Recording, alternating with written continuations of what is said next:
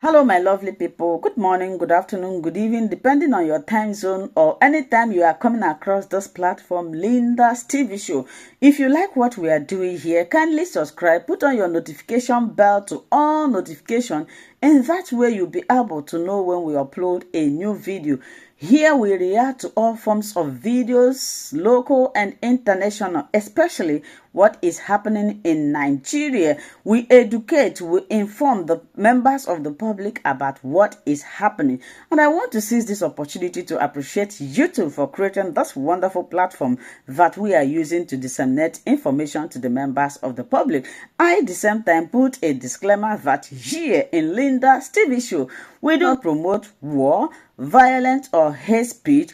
We are here to educate and inform the members of the public, and also a call of self-determination is never a call for what? War. Commodities, and he wants the government to fix the prices of essential commodities. With unwavering determination, Mr. Falana sought to unravel the intricacies of how the government is allocating the benefit and accrual funds resulting from the removal of fuel subsidies. In a nation where economic policies deeply impact the livelihoods of millions, his legal endeavor not only holds the authorities to account, but also echoes the collective demand for accountability and equitable distribution of resources. So now we delve into the depths of this legal battle. We confront pivotal questions about accountability, economic justice, and these fundamental rights of citizens. So fair and transparent governance. Mr. Femi Falana, a senior advocate of Nigeria, joins us live from our Lagos studio. Thank you so much, Leonard Sik,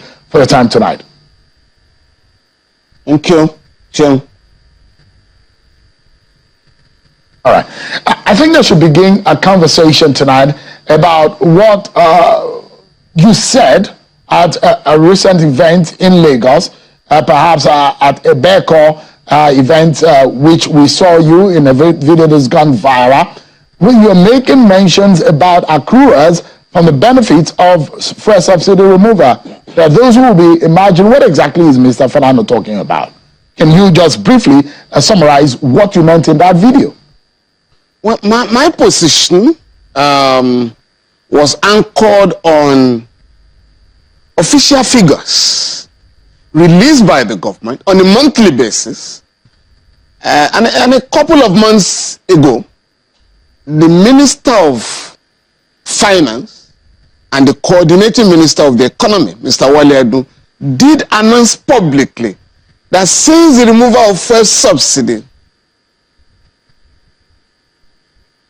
there has been no month that the money shared by the three tiers of government had been less than 1 trillion naira. Whereas in April last year, before the removal, the amount shared by FAC was 655 billion naira. In July, the amount shared was meant to be shared was 1.9 trillion naira. But the federal government and the state government, in their wisdom, felt we will keep part of this money. So we'll keep 900 billion naira while we will share 1 trillion naira. In December, the amount shared was 1.7 trillion naira. So if at the end of the day, the government of the federation, and I'm talking of the three tiers of government, is smiling to the bank or banks with what is between 500 and 1 trillion naira additional funds, members of the public are entitled to the benefit of the removal, because that was the promise. We are removing fuel subsidy so that the money wasted, on importation of fuel will be channeled towards the development of the country, to address infrastructural challenge, to alleviate poverty, and so on and so forth. And what we are simply asking, not from the federal government alone, from the state governments local governments, where are the benefits of fuel subsidy removal? Simple and straightforward. I'm not concocting figures. These are the figures in the public domain.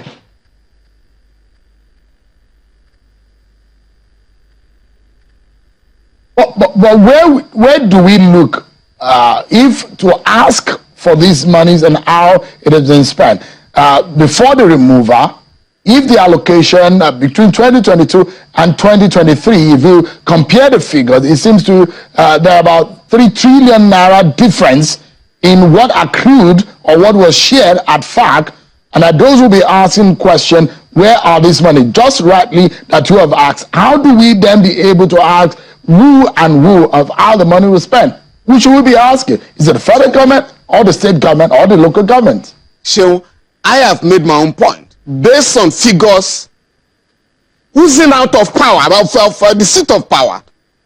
It is now left for the media and Nigerian people to find out where are the gains of fuel subsidy removal.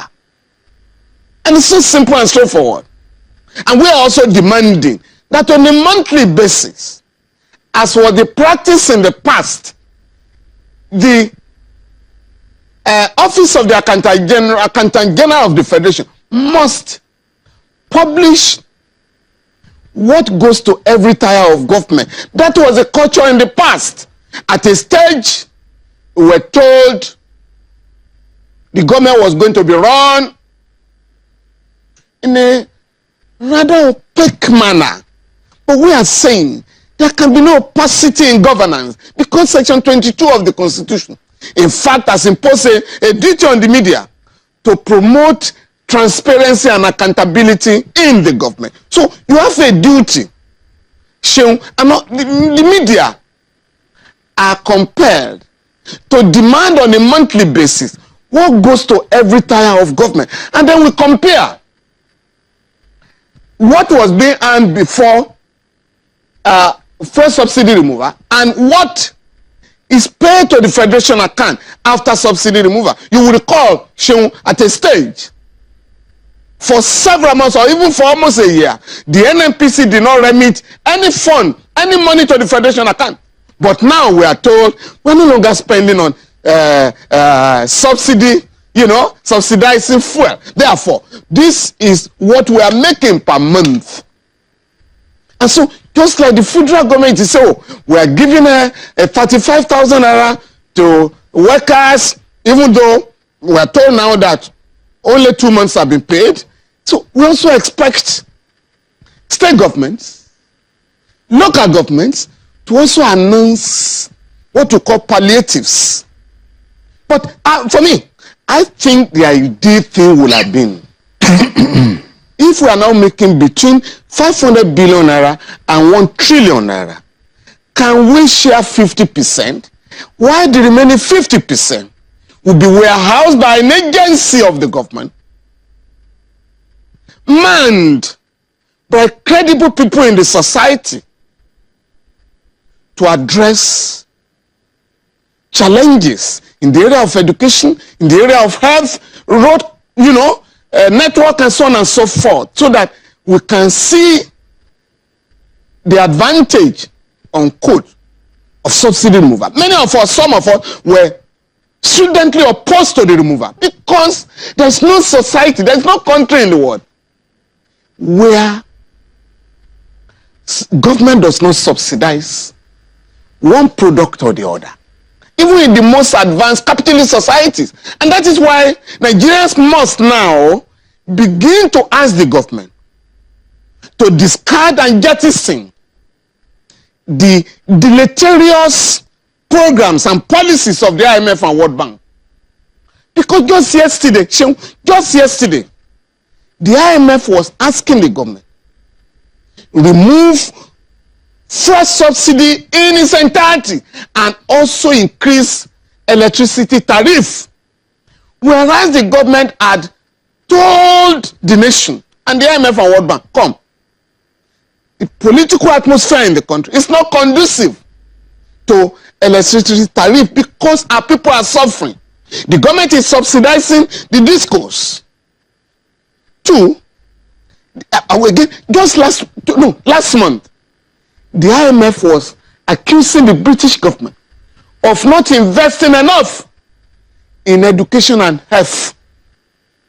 This same agency, these Bretton Woods institutions are asking our government to remove all subsidies and impose a rush of increases on goods and services in our country.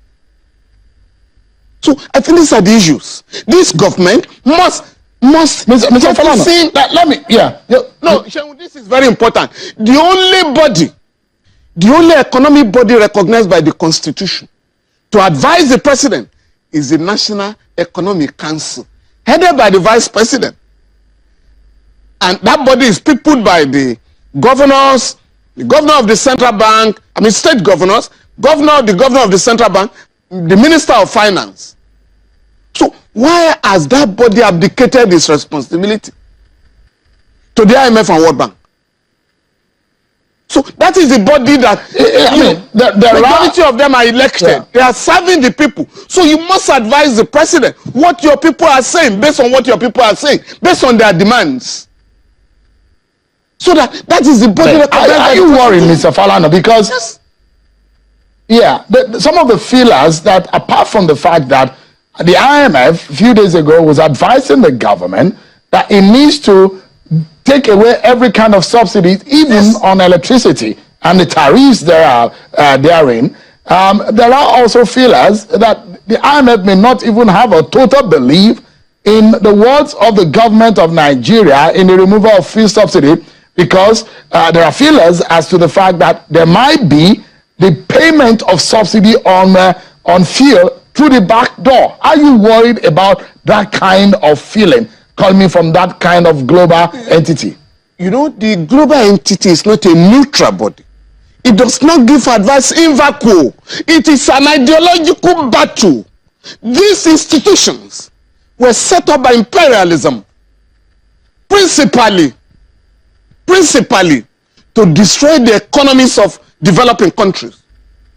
Why they turn the other eye when Western governments are giving subsidies to their people? And I am challenging the IMF here to take interest in the report of the 2020 report of the Auditor General of the Federation, sent to the National Assembly last November. That report is saying that the $3.5 billion, the loan of $3.5 billion taken by Nigeria from the IMF cannot be located. That is what the report is saying. The IMF should be interested in that, because we are required to pay the loan in 4 years, between 2023 and 2027. So the IMF should be interested in that and stop mounting pressure on the government to multiply the hardship of Nigerians. And the government must summon the courage to tell this institution to mind their business and allow our country to be run in the interest of our country. In the interest of Nigerians, because the Constitution, Section 16, has stipulated that the government of Nigeria shall be under a legal obligation to plan the economy of Nigeria, to run the economy of Nigeria, in order to promote happiness, not sadness, as it is the case now. And this wonderful country has enormous human and natural resources. If well husbanded, we should have no business with poverty. These institutions are not helping the government to recover the looted wealth of the country, hidden in the West, hidden in Western banks and other financial institutions. So all they do is to mount prayer on the government. Thou shalt remove subsidies. Otherwise, your economy will collapse. But the economy of the United Kingdom is not collapsing. So the economy of the United States is not collapsing. Germany and the rest of them that are giving subsidies to their people. I mean, Mr. Falana, from what you've said, when we look at it, the Nigerian economy had defied the projections of the IMF against the projections of the Nigerian government about the growth of the economy. And we've seen some growth in the positive direction at some point, which shows that at some point the accuracy of the IMF projections may not be valid. But let me take you to your battle in the courtroom.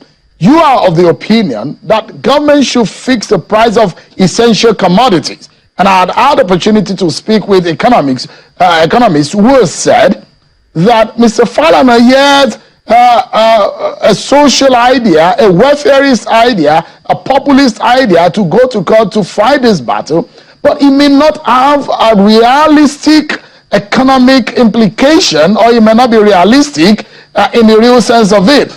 They say that is more or less an academic exercise. Are you worried that that court order may not see the light of day or may not be implemented or be obeyed?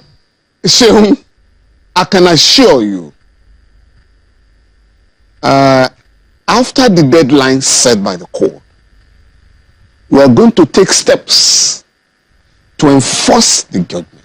Some of these guys are apostles of neoliberalism. It is only when it comes to the poor that they suddenly realize that a judgment of a court meant to compel the government to be accountable cannot be obeyed. That's what they do. Some of my colleagues, lawyers, have challenged me.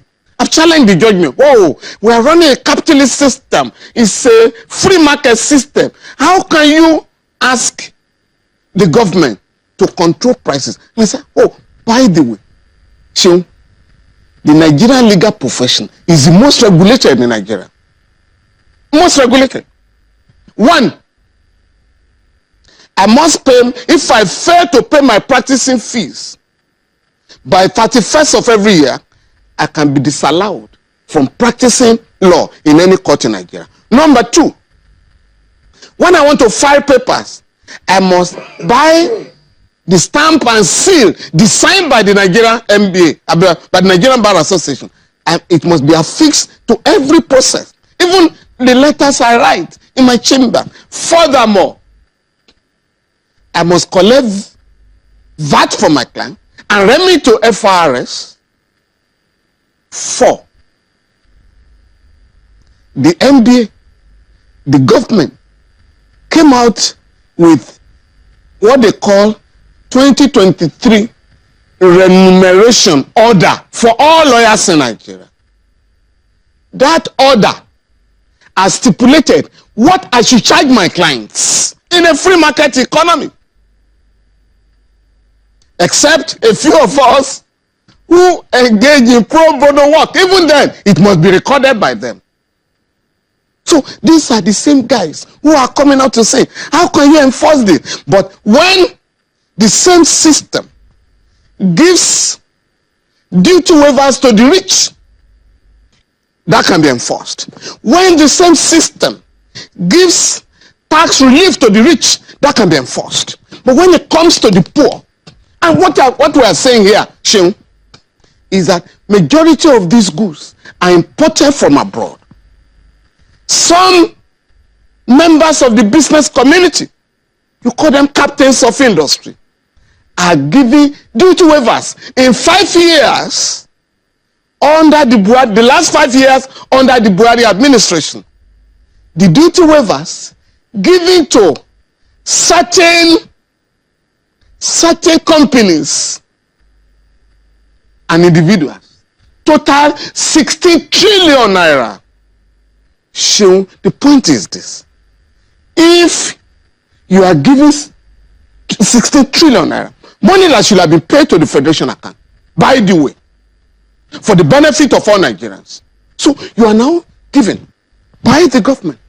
You now want to go to town and sell your products without control by the government. That would be abdication of the duty of the government. And that is why that law has been there since 1977. I didn't enact the law. This, apart from the Price Control Act, you also have the Federal Consumer Protection Commission. These two bodies are set up to regulate prices, protect consumers from unwarranted exploitation. So unless those laws are repealed, we have a duty to go to court. And that was exactly what I did. And the court has given its judgment. Mr. Falano, so yes. Yeah. So let me jump in quickly. You were recorded to have there's an inference being drawn to your comment as to asking citizens to rise up in some kind of social revolution on the policies of the government of the day in terms of what has become a worrying situation in the price of commodities. Is that exactly what you are asking the Nigerian citizens to do as a response to what is going on in the land? A social revolution. Is that what you are saying? Now, in I think Niger State, there was a protest. Of course, there have been protests in many parts of the country without my knowledge. And the governor ordered the arrest of the protesters. The APC Secretariat has issued a statement to the effect that the protests against the rising cost of living in our country are sponsored by some opposition or named opposition political parties. And all I've said is that it is the duty of Nigerians, it is the right of Nigerians to express themselves either through protest or writing articles or whatever. We fought against obtaining police permit to protest in Nigeria. What the law now says, Section 84 subsection 3 of the Police Establishment Act of 2020 is that during protest, the police shall provide security for the participants in such protests. And I'm saying Nigerians should be allowed to protest against injustice, against inimical economic programs and policies. So, and it's a legitimate demand. It is therefore a challenge to the government to move speedily to address the complaints of the people and not read political motivation into them. I